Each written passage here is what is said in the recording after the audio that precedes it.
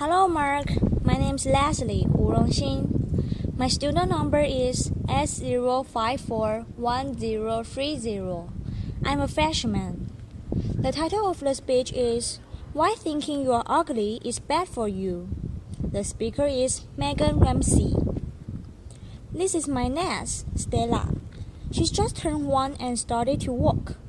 And she's walking in that really cool way that 1-year-olds do. A kind of teetering. My body's moving too fast for my legs kind of way. It is absolutely gorgeous. And one of her favorite things to do at the moment is to stare at herself in the mirror. She absolutely loves her reflection. She giggles and squeals,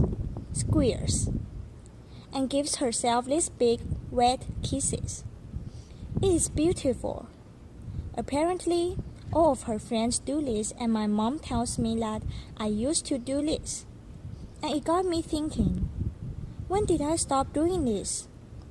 When is it suddenly not okay to love the way that we look? Because apparently we don't. 10,000 people every month Google, "Am I ugly?" This is Faye. Faye is 13 and she lives in Denver. And like any teenager, she just wants to be liked and to fit in. It's Sunday night. She's getting ready for the week ahead at school, and she's slightly dreading it. And she's a bit confused because despite her mom telling her all the time that she's beautiful, every day at school, someone tells her that she's ugly. Because of the difference between what her mom tells her and what her friends at school or her peers at school are telling her, she doesn't know who to believe. So, she takes a video of herself. She posts it to YouTube and she asks people to please leave a comment.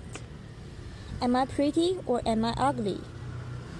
Well, so far, Faye has received over 13,000 comments. Some of them are so nasty. They don't bear thinking about. This is an average, healthy-looking teenage girl receiving this feedback at one of the most emotional, vulnerable times in her life. Thousands of people are posting videos like this, mostly teenage girls, reaching out in this way. But what's leading them to do this? Well, today's teenagers are rarely alone.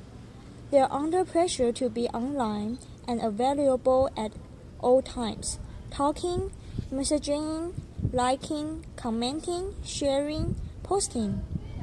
It never ends. Never before have we been so connected, so continuously, so instantaneously, so young. And as one mom told me, it's like there's a party in their bedroom every night. There's simply no privacy. And the social pressures that go along with that are relentless. This always-on environment is training our kids to value themselves based on the number of likes they get and the types of comments that they receive. There's no separation between online and offline life. What's real or what isn't is really hard to tell the difference between. And it's also really hard to tell the difference between what's authentic and what's digitally manipulated. What's a highlight in someone's life versus what's normal in the context of everyday. And where are they looking to for inspiration? Well, you can see the kinds of images that are covering the news feeds of girls today. Size 0 models still dominate our catwalks. Airbrushing is now routine, and trends like Thinspiration, Thigh Gap, Bikini Bridge, and Prana. For those who don't know, Prana means pranorexia. These trends are teamed with the stereotyping and flagrant objectification of women in today's popular culture. It is not hard to see what girls are benchmarking themselves against, but boys are not immune to this either. Aspiring to the chiseled jawlines and ripped six-packs of superhero-like sports stars and Playboy music artists. But what's the problem with all of this? Well, surely we want our kids to grow up as healthy, well-balanced individuals. But in an image-obsessed culture, we are training our kids to spend more time and mental effort on their appearance at the expense of all of the other aspects of their identities. So, things like their relationships, the development of their physical abilities, and the studies and so on begin to suffer. 6 out of 10 girls are now choosing not to do something because they don't think they look good enough. These are not trivial activities. These are fundamental activities to their development as humans and as contributors to society and to the workforce. 31%, nearly 1 in 3 teenagers, are withdrawing from classroom debates. They are failing to engage in classroom debates because they don't want to draw attention to the way that they look. 1 in 5 are not showing up to class at all on days when they don't feel good about it. And when it comes to exams, if you don't think you look good enough, specifically if you don't think you are thin enough, you will score a lower score point average than your peers who are not concerned with this. And this is consistent across Finland, the US, and China, and is sure regardless of how much you actually weigh. So to be super clear, we are talking about the way you think you look, not how you actually look.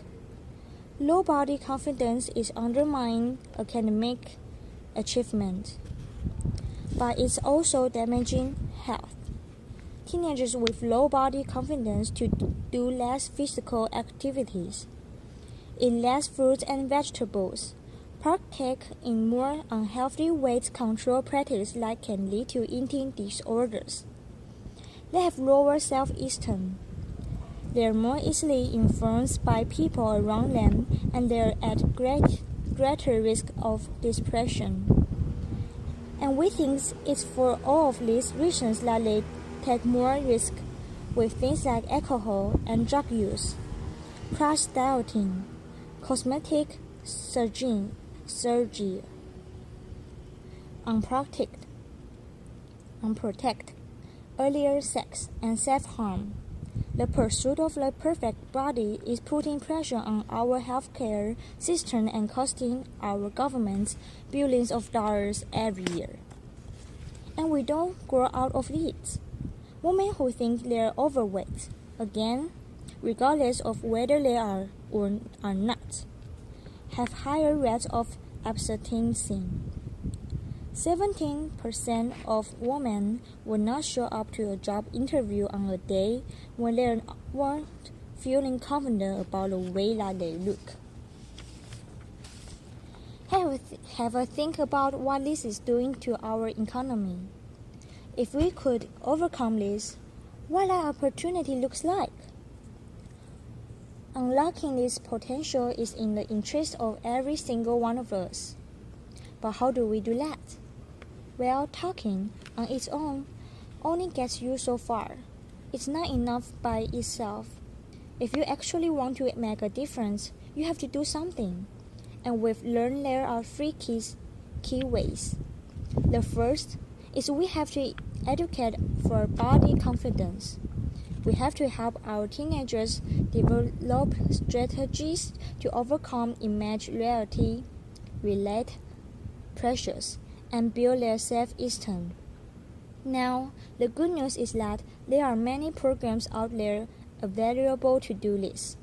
The bad news is that most of them don't work. I was shocked to learn that many well-meaning programs are inadvertently actually making the situation worse. So we need to make them damn sure that the programs that our kids are receiving are not only having a positive impact, but having a lasting impact as well.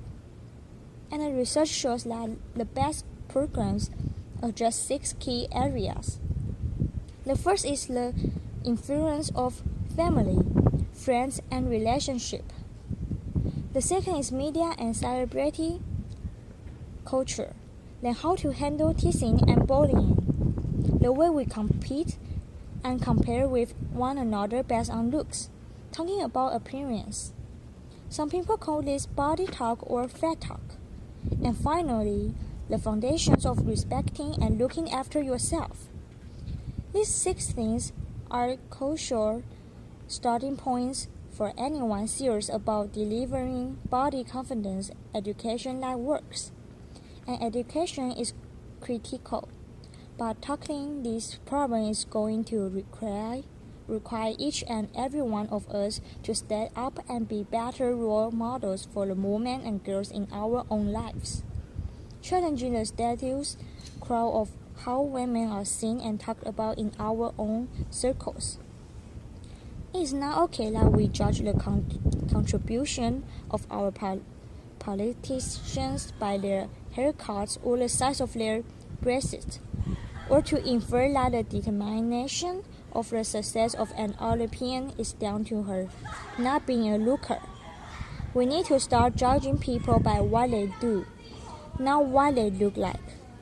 We can all start by taking responsibility for the types of pictures and comments that we post on our own social networks. We can compliment people based on their effort and their actions and not on their appearance. And let me ask you, when was the last time that you kissed a mirror?